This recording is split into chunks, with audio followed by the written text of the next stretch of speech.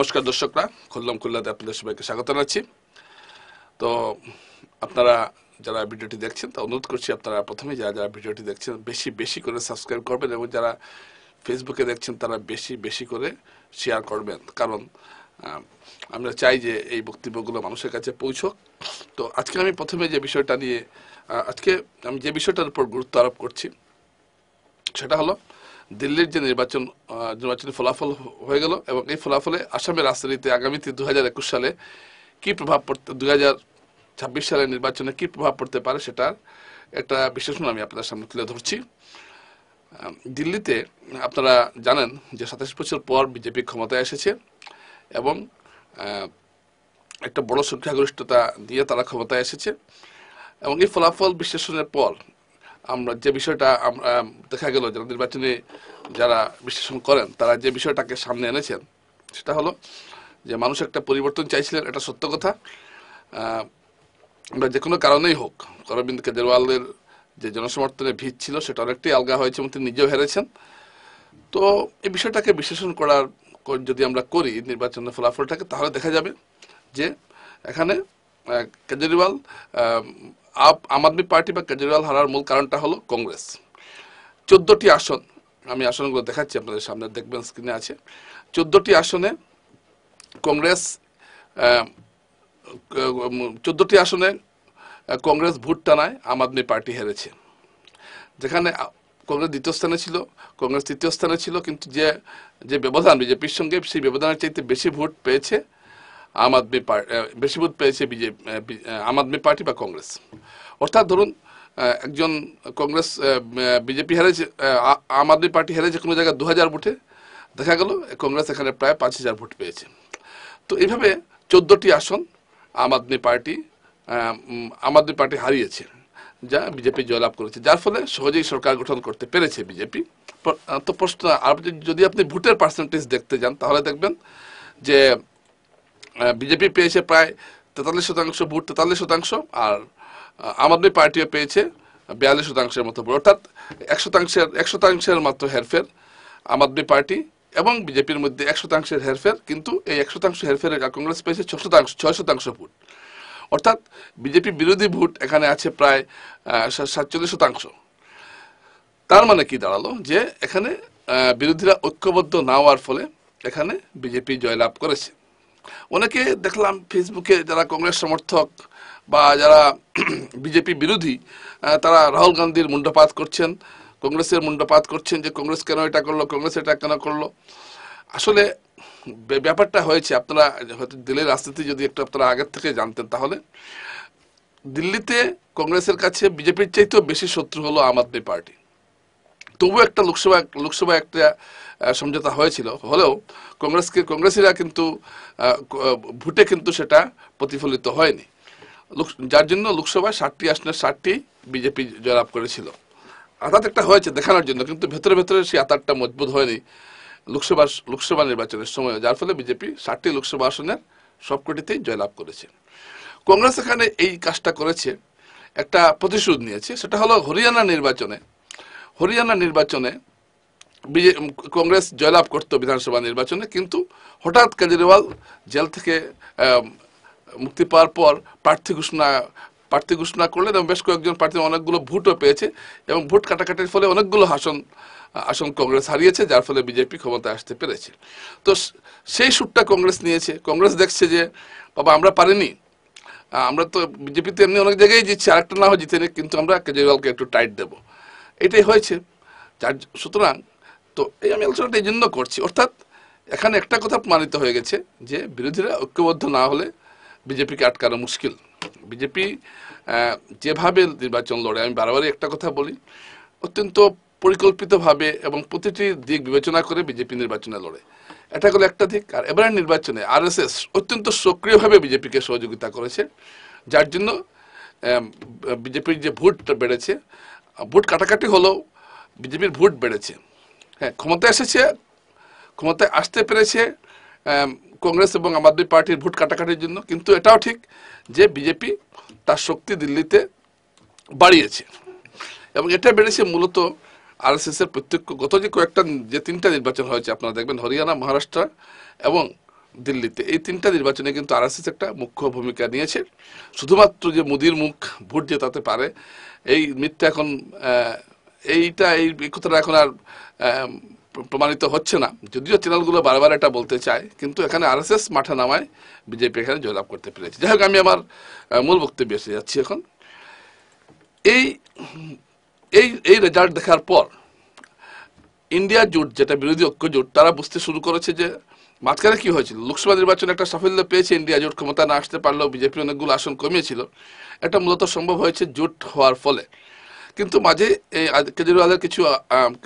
কেজরিওয়ালের কিছু কথাবার্তা, মমতা ব্যানার্জির কিছু কথাবার্তায় এই জোটটা কিছুটা নড়বড়ে হয়ে গিয়েছিল। কিন্তু এখন আবার তারা জোটের প্রয়োজনীয়তা অনুভব করছেন, যার ফলে অসমেও জোট গঠনের একটা, জোট শক্তিশালী করার একটা কথাবার্তা শুরু হয়েছে। অসমে যদি কংগ্রেস যদি ভাবে যে তারা একাই বিজেপির সঙ্গে তাকে টক্কর দিয়ে দেবে, তাহলে কিন্তু তাদের দশা শোচনীয় হবে। এবার নানা কারণে অসমিয়া অধ্যুষিত এলাকায় নানা কারণে গত 1-2 বছরে বিজেপির জনভিত্তিটা অনেকটাই কমেছে, এটা বিজেপি নেতারা স্বীকার করছেন, যার জন্য সংগঠনের দলে কিছু পরিবর্তন আনা হয়েছে। কিন্তু কংগ্রেস এবং এই যে অসমিয়া হিন্দুদের যে একটা কংগ্রেসমুখী একটা মনোভাব শুরু হয়েছে, এটা দেখেই আহ্লাদে আটকানা হয়ে কংগ্রেস এখন চাইছে অন্য দলগুলোকে সঙ্গে নিতে চাইছে না। অখিল গগৈ কয়েকদিন আগে বলেছেন যে গুরু গগৈ যে জয়লাভ করেছেন যোরহাটে, এটার পিছনে রাজ্যের দলে একটা বিরাট ভূমিকা রয়েছে, এবং তিনি এটা প্রায় বলে থাকেন অখিল গগৈ। এবং লুরিনজ্যোতি গগৈও কংগ্রেস যে সব জায়গায় একটা গত লোকসভা নির্বাচনে ভোট বাড়িয়েছে, কারণটা হলো জোট করতে পেরেছে, এবং সেই জোট ধর্ম নিভাতে গিয়ে কংগ্রেসকে অনেকগুলো আসন এখন তাদের সঙ্গীদের ছাড়তে হবে, এবং কংগ্রেস সেটা ছাড়বে কিনা সেটা বড় প্রশ্ন। কিন্তু যদি এটা আমি পরিষ্কার বলে, মানে আমি আজ করলাম, যেটা আমি পরিষ্কার বলে দিলাম যে যদি জোট না হয় তাহলে কিন্তু কংগ্রেস কোনো অবস্থায় 2026-এ ক্ষমতা আসতে তো দূরের কথা, লড়াই আসতে পারবে না। কথাটা হয়তো অনেকের শুনতে ভালো লাগবে না। আপনারা দেখুন জোটের দেখুন জোট, যে এই জোটের একটা বিরাট ভূমিকা রয়েছে রাজনীতিতে। বিজেপি 2014 সালে ক্ষমতা এসেছিল, কথা ঠিক, সবাই বলছেন যে নরেন্দ্র মোদীর একটা হাওয়া, সব ঠিক আছে, মানছি। কিন্তু আপনারা জানেন সেই সময় উত্তরপ্রদেশে ছোট ছোট দলগুলোর সঙ্গে জোট বেঁধেছিল বিজেপি, না বাঁধলেও পারত।